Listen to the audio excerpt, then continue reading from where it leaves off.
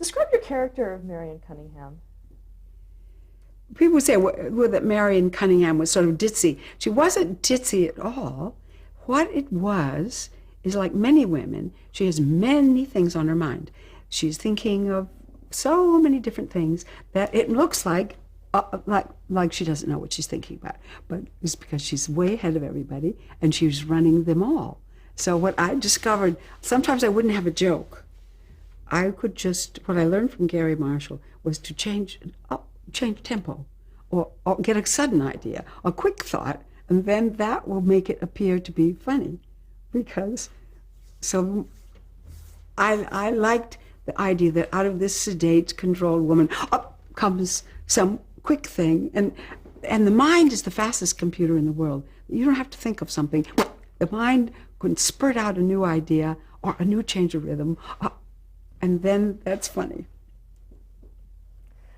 Did you model her after anyone that you knew? Being my childhood in Minnesota and the 50s, I still live in the 50s. So it's easy for me to relate to the kind of woman who gets, of course, everything she wants, but in a very charming, feminine way, because it's just easier. It's just easier. And that's kind of the way I was raised, and that's what I saw in my own childhood, that how women, they love their husbands. And what I kind of like, she protects her husband from the children. Be good to your father, how nice. And that he's the head of the family. He really isn't, of course. She is the head of the family. But that's the artifice. This is all pre-women's lib. Now, I still think it's a kind of a handy way to get things done. We conceal our strength, right? What do you think were her strengths and her weaknesses as a mother?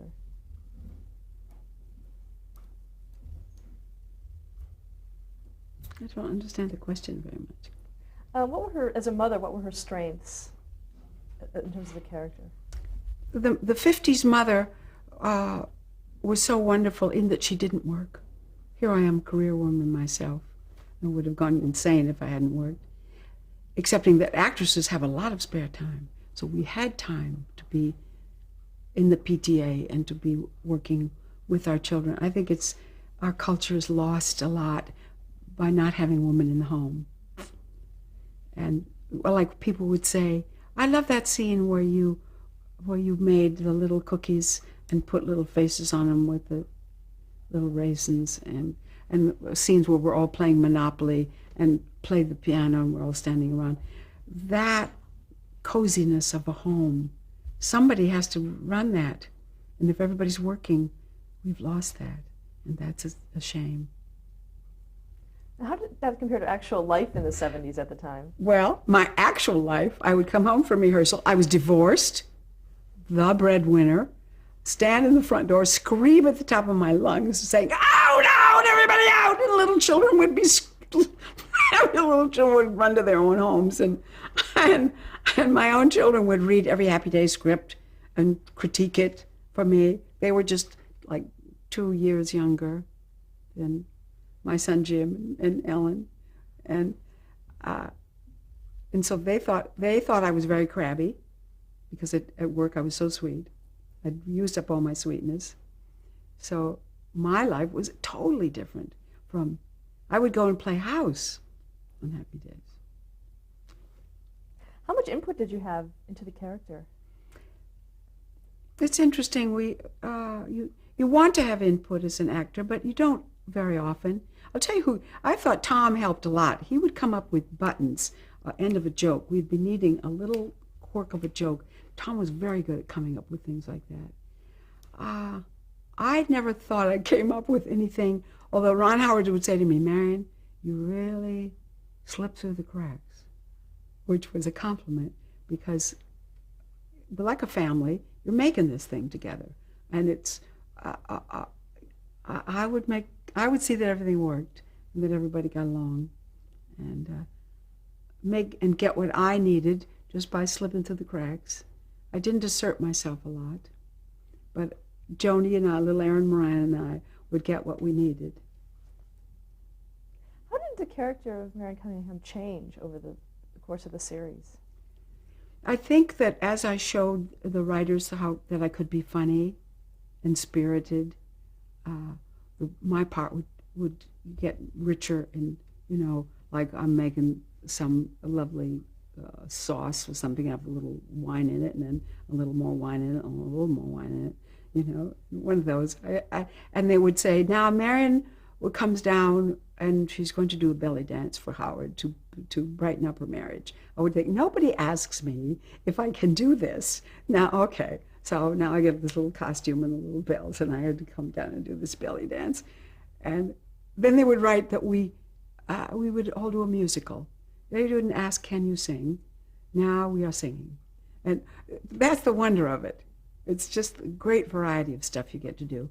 And you just want to prove that you can do it, and you want to deliver. Because in a live show, if you can't deliver your joke, they either get rid of it or they give it to somebody else. So I always tried very hard to keep my jokes. And I know that on Thursday night, the last night before Friday when we would do the show, they sit up all night, those writers, and I know they would say, give that to Marion. I think she can do it. Because I was always really cooperating. I never said, oh, I can't. I was never difficult. And it really is my feeling that try to help those writers. They are only trying to, don't make the writers the enemy of the actors. They are only trying to make this thing work better. And it's kind of the way I approach everything in life. Let's see if we can't make this thing work, if we all work together. Did you ever come up with any storylines for Marion? No, Henry came up with a lot of storylines. It really, I never felt, I once said to them, though, I said, here Germaine Greer has written The Feminine Mystique. Here we are in the 50s, the beginning of the whole, women's movement. I said, I think poor Marion, she must have some feelings about this. So they had me kind of get a job at Arnold's for a while and try to step out, and I was very bad at it, and so I got fired and everything. But they, when we would have too many ideas, they'd say, this show is about the boys, and it isn't about you. So you have to learn that also. What is your place? What is your contribution? We love it when we can come up with something. We just feel wonderful. You don't want to be a puppet, but sometimes it's really not your place. Let's talk about your character's relationship with other characters on the series, starting with Richie. As a mother to Richie, I would always love it if I could be sort of a sport and understand about the basketball or understand about sports. In fact, they wanted me at one time to take a basketball and spin it on my finger and walk out with this basketball spinning on my finger. Now, the guys can do this. Every guy in the world can do this. Now, I rehearsed all week. I could not get that basketball to spin on my finger. So they had to make a fake basketball with a little fake finger that I put in there so that I could walk out with this thing. And I still have this basketball upstairs. I think it's fun if the mother can be fun, because Tom was the father, and he carried the moral message, and he was a very strong, wonderful kind of father. Like Richie did a whole thing about 47 bottles of beer on the wall, whatever it was, and had his first drinking episode, and they had a wonderful scene up in the bathroom together.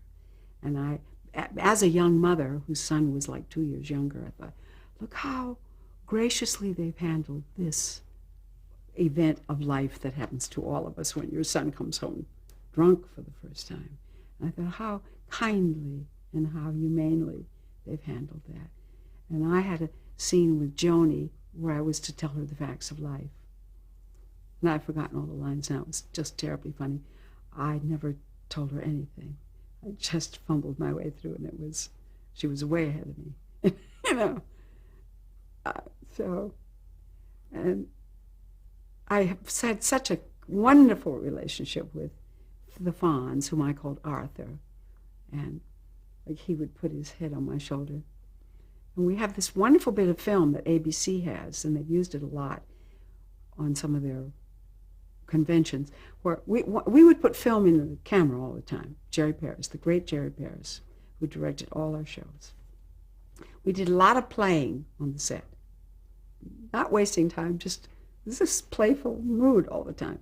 So we would have film in the camera, and like on an afternoon dress rehearsal, and audiences there and everything.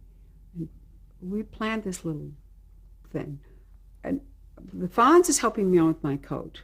So I turn around and I kiss him on the mouth, and Howard is standing there. And I continued to talk to Howard and said something, turned around, kissed the Fonz right on the mouth again, and went right on. Well, now the audience has fallen into this hush, and now my heart is pounding. I thought, I think we've gone too far. And we all broke up. But that bit of film is used over and over and over again. And we would do this kind of stuff. Tom looked furious at me, you know. Now the Fonz actually started out as a sort of a minor character on the show. How did he break out like that? When we started the series, the Fonz had a little gabardine jacket, you know. So he goes in, discovers that he is perfect in the bathroom. The fans fell in love with the Fonz. And it was so extraordinary because, like, we would go to these big banquets for the owners, operators, the O&Os everywhere. And these middle-aged women would just be falling all over themselves to get to Henry because he had so much innate sex appeal. And he just ran off with this series. And in his pocket, it was, so the word came down, they said, go with the Fonz, write for the Fonz. And then he finally graduated to his leather jacket. And I've never seen anybody with so much personal charisma. All of us girls just were crazy about him. I don't know, he just had it. Now what about Marion's relationship with him? How did that develop? He would just treat her in such a adoring way. And of course she loved him. So we used to make lots of little gag shots about, like our flub reel. We would see Marion coming down from upstairs from the garage, buttoning her dress up. And all of these things we would shoot. I adore Henry. He's such a fine man, such a darling. What about Marion and Patsy? Patsy, she was kind to Patsy and tolerant, because he was just another fine boy, but he was just sort of Patsy. He was a Patsy, you know. And Ralph Donnie Most is such a, Anson has become such a wonderful director. I worked with him on A Love Boat a couple years ago. Is he efficient? He's absolutely crackerjack. And we did a movie of the week called Skyward. Ron Howard directed it, and Anson wrote it, and movie of the week, and we went down to Texas and shot this. This was about a woman who was an old flyer, and there's this young girl who was actually handicapped. It's a true story, that she was camping and a tree fell across her spine and her legs were paralyzed. And Ron found out about this, and Anson, and they wrote the script that this little girl, if she could run an airplane by her hands, she could fly. She could be skyward. And I can remember Anson saying, I'm going to get Betty Davis to play this old flyer. I thought, oh, in a pig's eye, because Anson always had a lot of ideas of stuff he was going to do. And then he said, Marion, come on, we're going to have lunch. I'm going to get Betty Davis. We're going to film this, and we want you to play the mother. And I'm sort of looking around the room. He held my face. He said, listen, I'm talking to you. I'm talking to you, and we are. We're going to do this. We're going to get Betty Davis. I thought, oh, Anson. He did. They got Betty Davis, and we went down near Dallas, Texas, and we filmed this thing. And then we got Donnie Most, Ralph Malph. What a comedic genius he is. He left the show a little earlier than everybody else. But he wanted to be a director, and I did a movie for him. And he said, I'm sending you the script. Last Best Sunday, it's called. It's very, very good. And he said, did you read that script? I said, no. He said, are you going to read it? I said, no. Because everybody's got a script. Everybody's going to do this stuff. And they never do. I can't be bothered. So finally he said, I am ready now to make this film. Read that script. I read it. It's wonderful. So I played this funny old character woman, which I love to play these parts. But he's a wonderful. Somebody said, why was your show such a success? I would say that everybody there was an overachiever. We didn't have one laggard. And they look at how, and all our writers, Lowell Gans and Babalu Mandel, going on. And it's extraordinary. Another character was Chachi, played by Scott Baio. Chachi, Mr. Heartthrob, I tell you. You know, we went to Milwaukee to play softball, and we all flew to Milwaukee. That was it. Chachi had just become a fine young man now, handsome. And Henry was great with him because he would kind of protect him and take him along. And because Henry was such a gentleman, Chachi learned how to handle people and be equally fine with people. And we were all in this bus, and we were all in our Happy Days softball uniforms. And the fans were just reaching into the bus, and I kept saying, stand back, your little feet are going to get run over by the tires. They were just swarming the bus. And Chachi had almost become more famous than Henry at that point. And Henry was just wonderful with him. He's another fine young man. It's not that we didn't fight like a family or anything, but everybody was a really neat, nice person. Pat Morita as Arnold. Pat Morita. Who would know that Pat Morita, Arnold, would go and did he win the Academy Award or was up for the Academy Award? My God! I can't believe it. Just can't hardly believe it. Another really great. Now, you think, who was the big eye that picked all these people? It had to be Gary Marshall when he did his casting. And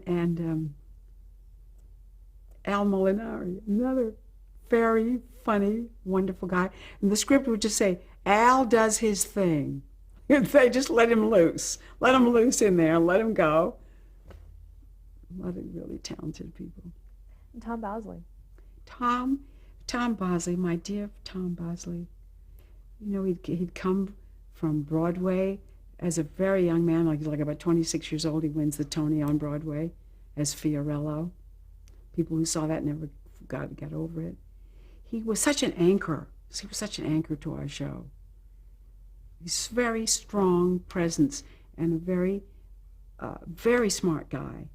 And knew the construction of jokes, and he loved being the father to this family. He was a father to all those boys, give them advice, and he knew all about sports.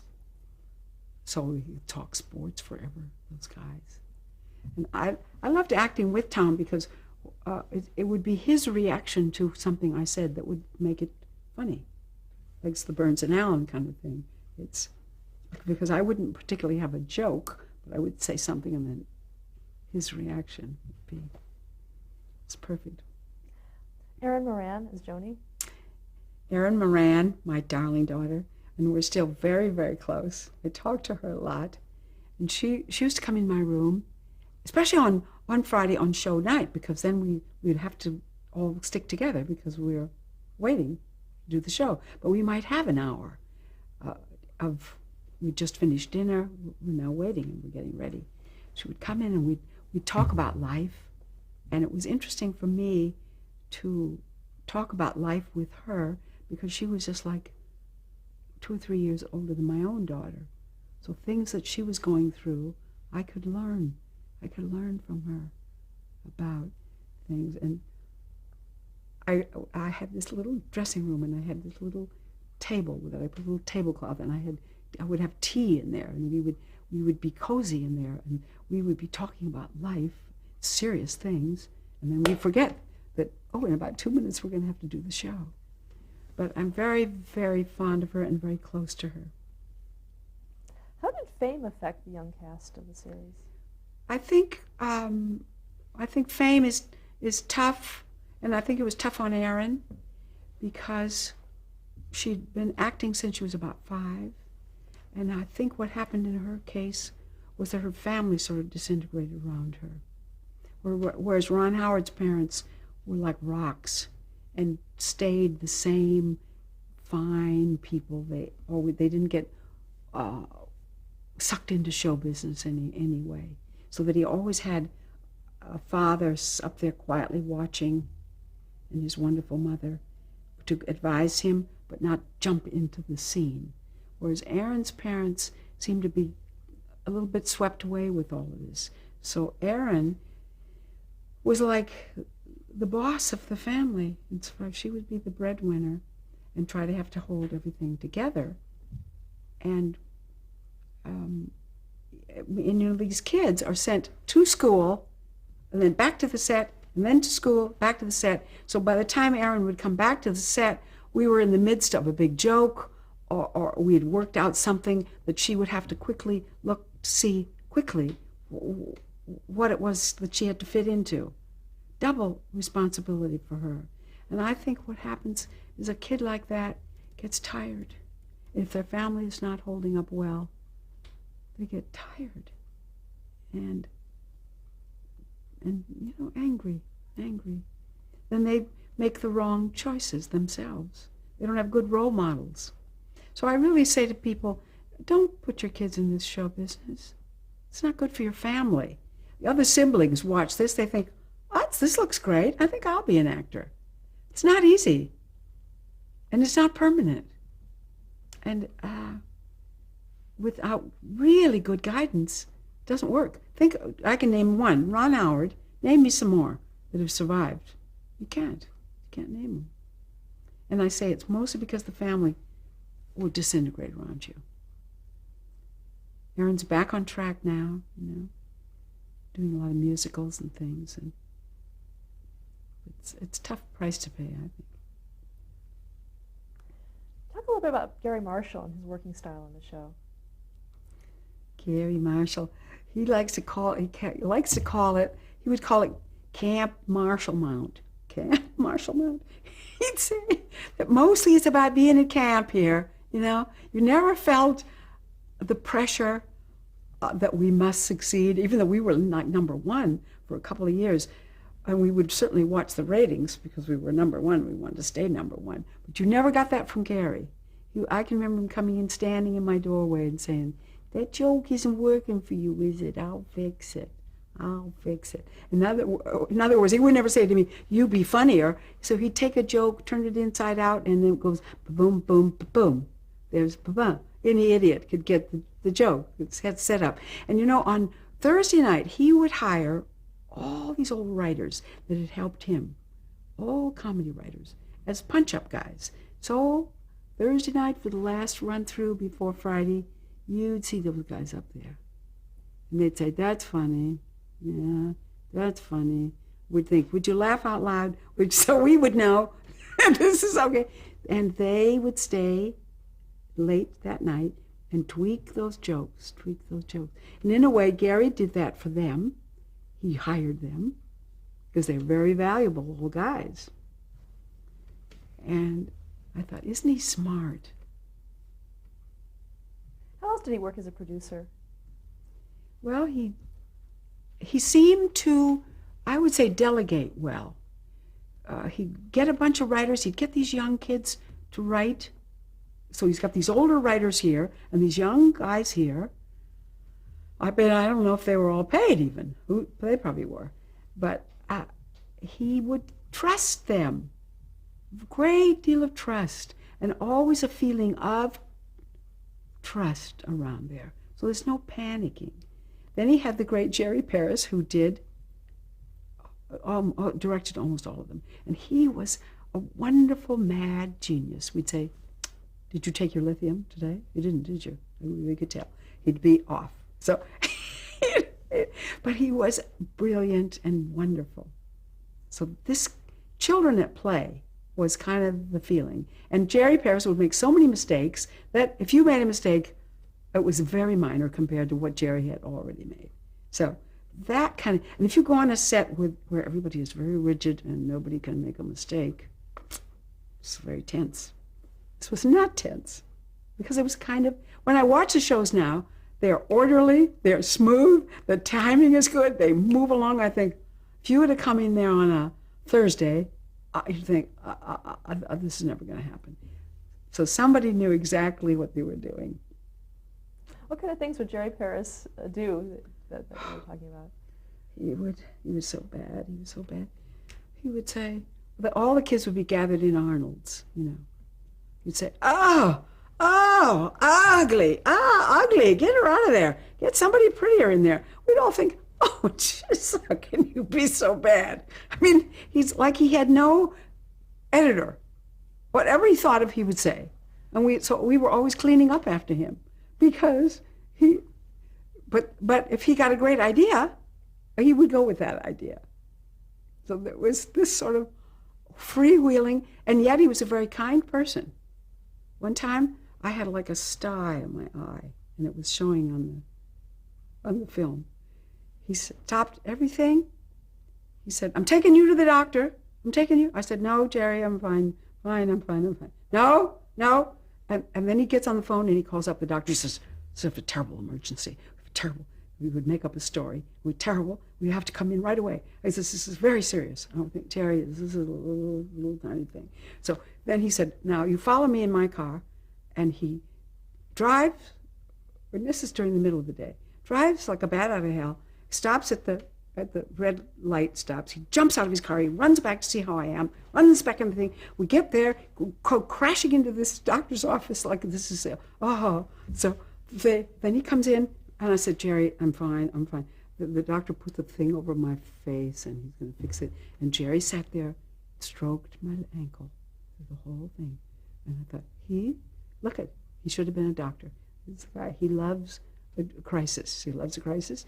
So when we got through with that whole thing, then we went to get my car, and he went into the store, and he bought me a sweater and a little hat, and we couldn't do enough, couldn't stop doing the nice things for me. Next day, we go to the studio.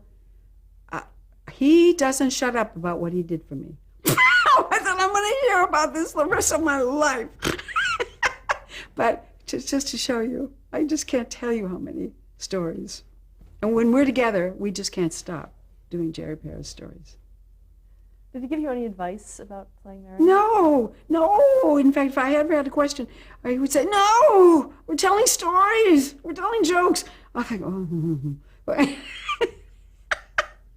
No, not at all. But he was freewheeling, and so that there was this atmosphere of try that. Very, very wonderfully creative. We used to all go to his house and play running charades. So, and he was very important in keeping the cast together.